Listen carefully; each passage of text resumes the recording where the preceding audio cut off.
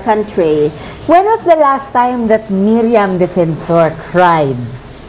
Whether it be because you cried dahil nakapanood kayo ng pelikulang malungkot, nag-cry kayo para sa isang taong mahal nyo na either nag-pass away o nagkasakit, or sometimes naiyak lang kayo sa sobrang tuwa. Hindi ko malaala kung kailan ako huling naiyak. Baka nung namatay ang tatay ko, but that was so long ago. I think Really? in 1981. Yes. Really? Hindi po ba parang ano yun? Don't you find that abnormal? Di ba parang sometimes crying is a way for us women to release our parang yung mga depression, mga mods. Di ba may mga depression, may mga ups and downs tayo? Oo. Pero I do not believe in this theory that women are controlled by emotions whereas men are controlled by the intellect. That is so sexist sa tingin ko. Pareho lang namang may emotion ang lalaki at ang babae. Pareho rin silang may dunong na intellectual, ang lalaki at ang babae. Ako, pag meron akong halimbawa disgrasya o malungkot na nangyayari sa buhay ko, kaagad maghahanap ng panibagong gagawin.